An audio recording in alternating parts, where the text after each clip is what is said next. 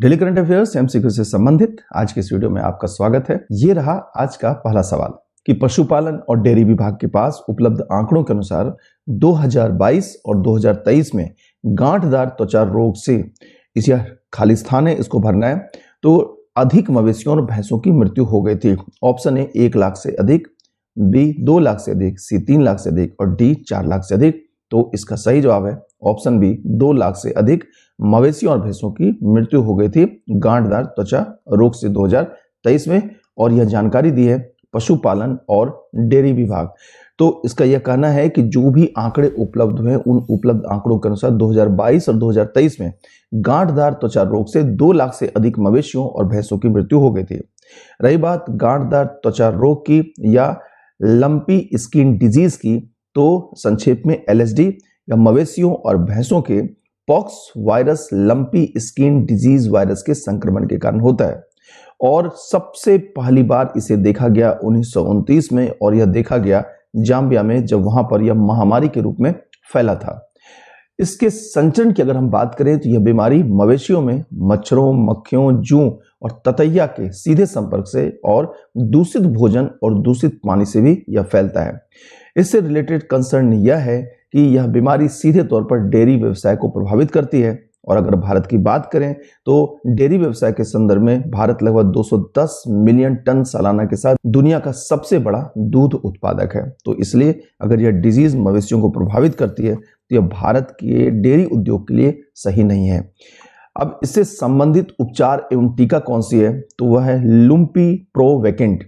इसे ICAR के राष्ट्रीय अश्व अनुसंधान केंद्र और भारतीय पशु चिकित्सा अनुसंधान संस्थान, इन दोनों के द्वारा संयुक्त रूप से इस लुम्पी प्रोवेकेंट को विकसित किया गया है।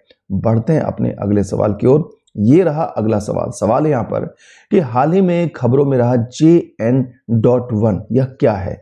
ए वायरस, बी केंचुआ प्रजाति, सी अंटार्कटिक स्टेशन और डी इनमें से कोई नहीं।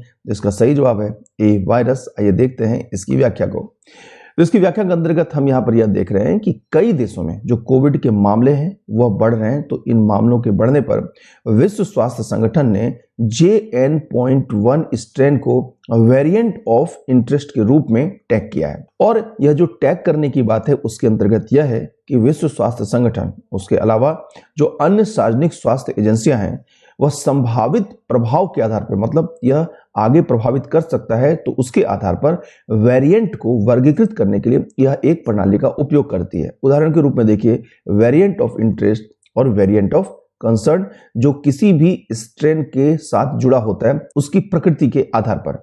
अब हम यह देखते हैं कि वेरिएंट ऑफ इंटरेस्ट होता क्या है। तो वेरिएंट ऑफ इंटरेस्ट का मतलब यहां पर यह है कि जब भी किसी वायरस का वेरिएंट काफी तेजी से कई देशों में फैल रहा हो और जो मूल स्ट्रेन है उससे अलग यह नया वेरिएंट दिखा रहा हो अपने आप को, और उसके ज्यादा परिणाम मिलने की शंका हो, तो फिर उस वायरस के वेरिएंट को वेरिएंट ऑफ इंटरेस्ट कहा जाता है। इसका मतलब यहां पर यह है कि इसका इलाज करना पहले की तुलना में अधिक कठिन हो सकता है, या इसके अधिक गंभीर लक्षण दिख सकते हैं, या इसके संचरण की दर बढ़ सकती है। वहीं वेरिएंट ऑफ कंसर्न की अगर हम बात करें तो इसका सीधा सा मतलब है कि यह जो वायरस का नया वेरिएंट है, यह वेरिएंट तेजी से फैलने, ज्यादा गंभीर परिणाम देखने और इम्यून सिस्टम को चकमा देने वाला यह बन जाता है। रही बात WHO की, तो यह संयुक्त राष्ट्र की एक विशेष एजेंसी है जैसा कि हम जानते हैं, और यह अंतर्राष्ट्रीय सार्वजनिक स्वास्थ्य के लिए जिम्मेदार होता है। इसकी स्थापना की गई 1948 ईस्वी में और इसका मुख्यालय है जेनेवा में। और जेनेवा कहां पर है? स्विट्जरलैंड में। अगला सवाल यहाँ पर कि निम्न में से किस भाषा का प्रथम वैश्विक सम्मेलन फरवरी 2024 में होने वाला है? ए तमिल, बी कन्नड़, सी ओडिया और डी मैथिली। सही जवाब है सी ओडिया। देखते हैं व्याख्या। तो प्रथम विश्व ओडिया भाषा सम्मेलन का आयोजन फरवरी 2024 में भुवनेश्वर में किया जाएगा, और फरवरी 2024 में ओडिशा में प्रथम विश्व ओडिया भाषा सम्मेलन किया जाएगा। यह 3 दिवसीय सम्मेलन होगा। अब इसका उद्देश्य क्या है वह देखिए। पहला उद्देश्य यह है कि युवाओं के बीच में ओडिया भाषा को बढ़ावा देने पर विशेष जोर देना। दूसरा है कि इस सम्मेलन के दौरान शैक्षणिक संस्थान और विश्वविद्यालय विभिन्न कार्यक्रमों का आयोजन करेंगे। तीसरा है कि प्रथम विश्व ओडिया भाषा सम्मेलन के आयोजन से ओडिया भाषा के प्रचार, प्रसार और अनुसंधान कार्य को बढ़ावा दिया जाएगा।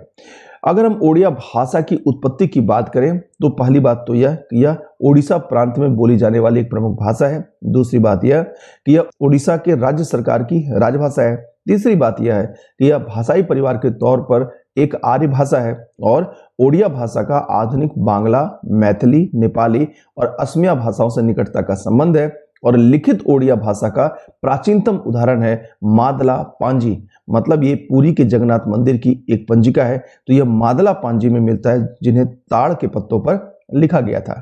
बढ़ते अपने अगले सवाल की ओर। ये रहा अगला सवाल है यहाँ पर कि कौन सा भारतीय पड़ोसी देश असम के साथ अपनी सीमा पर 1000 वर्ग किलोमीटर से अधिक क्षेत्र में एक विशाल अंतरराष्ट्रीय शहर बनाने की योजना बना रहा है? ए चीन, बी भूटान, सी नेपाल और डी बांग्लादेश।